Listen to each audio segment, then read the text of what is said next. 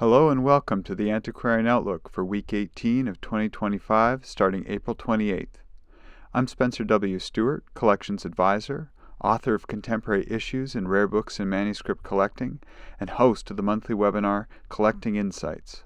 For more details on my services, publications, and programs, follow the links below in the description.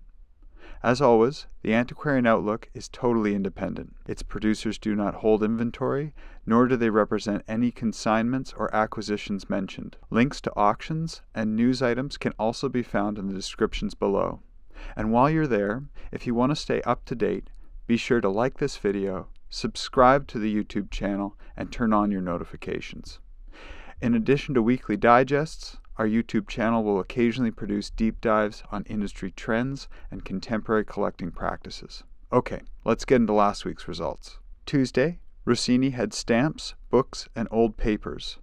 There were 304 lots offered, of which 105 sold, making for a 34.5% sell-through rate. Highest price realized was for lot 165, an incunable connected to Virgil, published around 1492. Estimates were set at 1,500 to 2,500, realizing 2,000 euros. A buy-in of note, lot 64, an album of 70 leaves consisting of watercolors of flowers as well as architectural images. Estimates were set at 1,000 to 1,500 euros. And lot 149, Réaumur's Histoire des Insectes, published 1734 to 1742 in 6 volumes. Estimates were set at 1,000 to 1,500 euros. Still with Tuesday, Bonhams had their sale, Father of the Modern Fairy Tale, Hans Christian Andersen, from the collection of Justin G. Schiller. There were 116 lots offered, of which 84 sold, making for a 72.4% sell-through rate.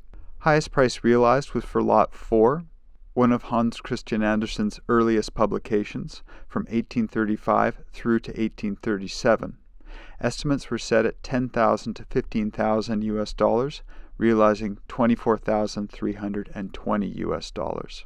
A lot that exceeded expectation was lot 86, an autograph letter signed by Hans Christian Andersen to his illustrator, pressing him for the promised drawings for Godfather's picture book, dated from around 1874.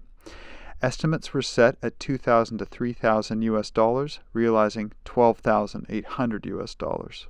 On to Thursday, PBA Galleries had Americana, Travel and Exploration, as well as World History, Maps and Views. There were 428 lots offered, of which 264 sold, making for a 61.6% sell-through rate. Highest price realized was for lot 188, Life of the Marlowes, as related by themselves, published in 1892. Estimates were set at 5,000 to 8,000 US dollars, realizing 15,000 US dollars. Some lots that exceeded expectation, lot 32, Charles Botha's History of the War of the Independence of the United States of America, published in 3 volumes from 1820 through to 1821. Estimates were set at 300 to 500 US dollars, realizing 1,375. As well as lot 247, Address of the Cameron and Lincoln Club of the City of Chicago, published in 1860. This item is of interest to Lincoln collectors because it's the earliest of the 1860 campaign documents which proposed the name of Abraham Lincoln as a candidate for the Chicago Convention. Estimates were set at $800 to $1,200 US, realizing $2,500 US. And finally, lot 348, Saussure's Voyage dans les Alpes, published in 8 volumes between 1780 through to 1796. Estimates were set at 500 to 800 US dollars, realizing 1,875 US dollars. Still with Thursday, Freeman's Hindman had American Historical Ephemera and Early Photography. There were 232 lots, of which 197 sold, making for an 84.9% sell-through rate. Highest price realized was for William Junkin's A Collection of Indian Photographs together with some Indian letters and paintings, published between 1889 through to 1893. Estimates were set at 10,000 to 15,000 US dollars, realizing 66,000 US dollars. Some lots that exceeded expectation in this sale, 417, a manuscript diary of an itinerant portraiture artist, phrenology enthusiast, and daguerreotype experimentalist from around 1840. Estimates were set at $1,500 to $2,500, realizing $9,600, as well as Lot 443, an ambrotype of 7 ox-drawn wagons on a road, possibly Nebraska City, from around 1859. Estimates were set at $600 to $800, realizing $8,400. And finally, Lot 574, this Edward Curtis print with an estimate set at $3,000 to $4,000, realizing $20,400. Looking on to week 19, these are a few sales we have our eye on. Burgersdijk and Niermans is having books on Tuesday. Kedem Auctions is having books from the Kleigsbald collection. Tajan is having books, manuscripts, and prints. Wednesday, Burgersdijk and Niermans continues their books sale, and it finally concludes on that day.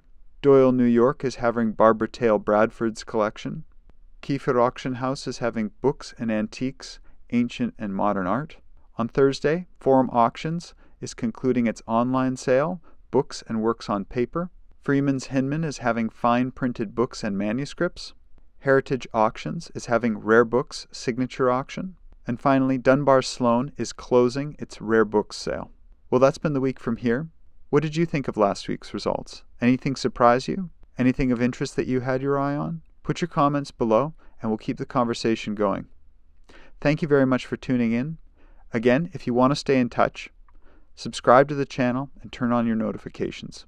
All for now, and see you next week.